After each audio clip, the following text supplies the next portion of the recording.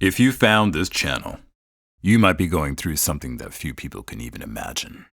Benzodiazepine withdrawal can feel like the end of everything you knew. I know, because I've been there. And if you're in that space now, this space is for you. This isn't therapy. It isn't medical advice. What I share here is lived experience, research, and the truth that most people, even doctors, don't talk about. When you feel like you're losing yourself, when the waves hit hardest, you need more than a textbook. You need a voice that understands.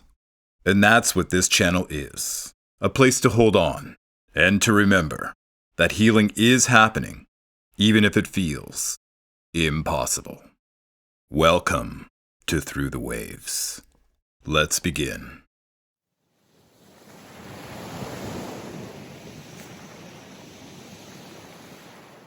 Welcome back to Through the Waves. If you've made it this far, it probably means you've already walked through those terrifying early days we talked about last time. The shaking, the sleepless nights, the fear that you might not make it. You're still here, and that alone is incredible. In this episode, we're going to talk about what happens when withdrawal doesn't settle quickly. When symptoms stretch on, sometimes for months or even years. This is what's often called severe or protracted withdrawal. It's a subject that doesn't get nearly enough understanding or compassion, but it's real and it's survivable. Severe withdrawal can feel like your entire system is stuck in overdrive. The body trembles, the muscles tighten, the heart races for no reason, and every sound feels louder than it should. Sleep becomes unpredictable. Sometimes you might get an hour or two, sometimes none at all. Thoughts loop endlessly, like your mind has forgotten how to quiet itself. It's important to understand that this isn't a permanent state.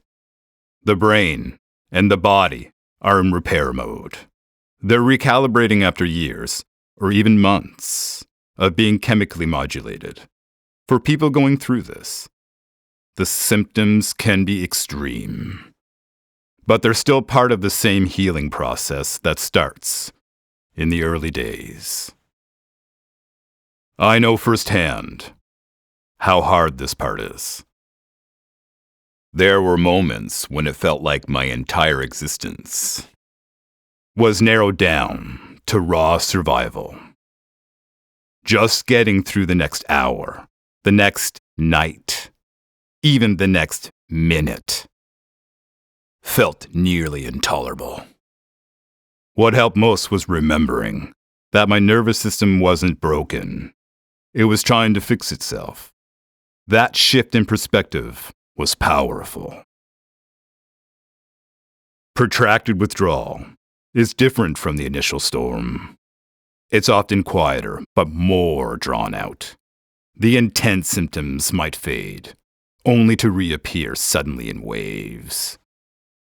1 week, you might feel stable, and then the next, it all comes rushing back.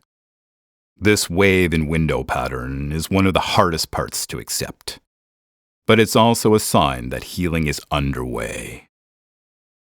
Think of it like a tide. Each wave might knock you off your feet, but the waves recede a little bit more each time. Healing isn't linear, and in protracted withdrawal, patience becomes a form of medicine. For many, this phase brings emotional fatigue. That's heavy, worn-out feeling of being tired of surviving. If that's you, know it's okay to feel that way. You've been fighting a long battle, often without recognition or support. It's not weakness, it's the weight of endurance. One of the most crucial lessons I learned through the long storm was how much environment matters. Having a safe and stable place became everything. I didn't need perfection. I needed predictability, a quiet space, a comfortable bed, a gentle light. During severe or protracted withdrawal, even small changes can feel overwhelming. Keeping your environment calm helps to reduce stimulation and gives your body the consistency it craves. Simple routines also help anchor you. Waking up roughly at the same time, eating regular meals, and gentle movement, even if it's just walking to the window to feel the sunlight. These small grounding actions tell your body that it's safe enough to keep healing. Sometimes that safety comes from the people around you. If you have one person you trust, even one who understands that you're not lazy or crazy, but genuinely healing, hold on to that connection. If you don't, there are online communities that can provide that same validation. It's natural to want to push through, to try to speed up recovery. But in protracted withdrawal, the nervous system doesn't respond well to force. It needs gentleness, pacing, and rest. Acceptance doesn't mean giving up. It means recognizing where your limits are and choosing not to fight against every symptom. You begin to realize that healing isn't something you do. It's something that happens when you stop pushing yourself past the breaking point. Every time you rest instead of forcing progress, you're teaching your body that it's safe.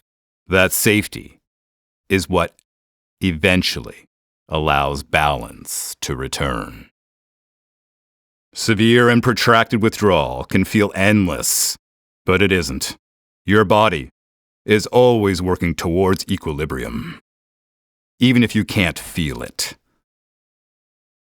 If you're in the middle of it, if every day feels like the same loop of pain and exhaustion, please hold on. The person you were before is still inside you, and they are slowly coming back to life. In the next episode, we're going to dive into what happens when withdrawal stops being merely uncomfortable and it becomes a storm that overtakes your mind, body, and sense of self.